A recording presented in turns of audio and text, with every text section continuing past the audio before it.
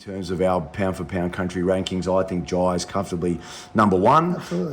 You'd have Justice in and around there. Liam Parra did very well on the weekend. Tim Zoo's coming off the back of a couple of losses, but you'd expect him to still be around there. But where do you think Connor Wallace sits now in terms of our best? I think he's inside the top five, definitely.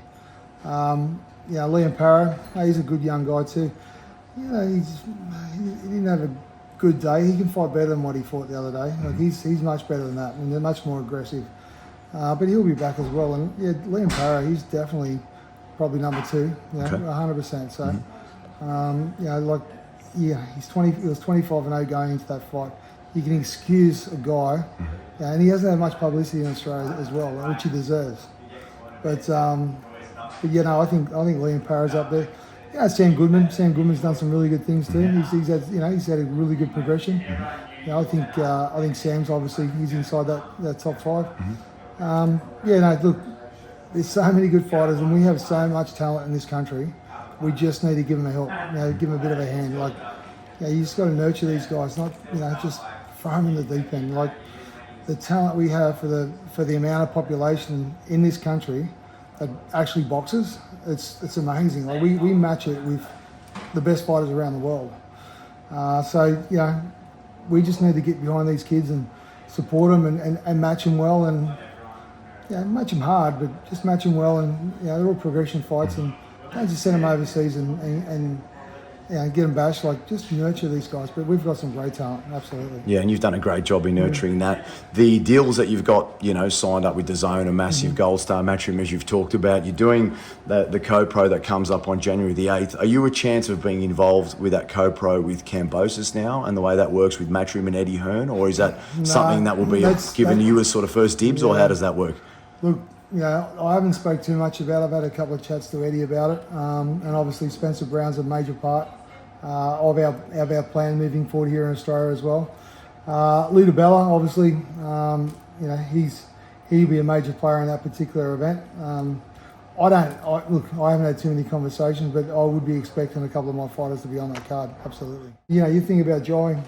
He gets fired up, and this particular event, like he hasn't fought here in Australia since it was the 2nd of July 2022. Correct. It was 2.5 years ago we did it. Exactly. Yep. So he's pretty pumped. He's going to give his fans everything that they've come to expect off Jai. So he's what I would call positive angry. Yeah. I don't know if that's a thing or makes sense. He's positive angry, like he's so happy to be there, but his focus is like no boxer I've seen in recent times. Like I was talking to him about even training before. He's like, mate, get down to the gym, I'll see you there. I'm like, at doing his conditioning stuff with Mark Matthew, he's a beast. He is a beast. He trains, sometimes I think he trains too hard, I'll be honest, because he's in the gym three times a day, every day, outside of the ring, if people ever know who Jai is outside of the ring, mate, he's a family man, he loves his fishing, he's a knockabout, he's one of the best guys you'll ever come across. But, if you want to wrestle him, or if you want to fight him, or you want to play cards against him, mate, he is the most competitive guy. Yeah. And, he doesn't mean any, doesn't want to, There's no malice to it towards anybody around him.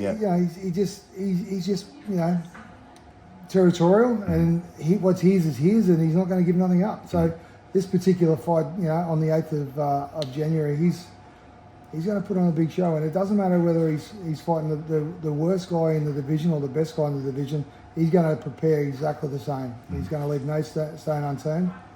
He's going to be in the gym 3 times every single day, and he's going to eat well. Like honestly, mate, I've never come across an athlete with a motor the size of his. So it's exciting, and the unification they are talking about doing a unification in May in Riyadh. But he's just got to get through this one first, and it's one fight at a time. But boxing in Australia is in a pretty good place at the moment. So we've got some, there's some broadcasters out there like No Limits have done a good job for quite a while now. Stan is starting to look at investing more into boxing, which is exciting. Well, you've done a great job in getting DAZN though, mate. The last 4 or 5 shows we've done here have been on DAZN every time. Yeah, that's right. So and that hasn't been easy either. Like it's all about relationships, and you got to obviously work hard at relationships, and you know, we've got a great relationship with these guys now, and you know, we talk quite a bit. We go to Riyadh, we do lunch, and we've got we're in a good place. That's what I'm saying. And you know, there's talk of big changes coming next year in 2025 for the broadcast scene. So who knows what's around? You know, look, competition's healthy. So I hope that there's a few good players in the market, and there's no losers. There's only winners.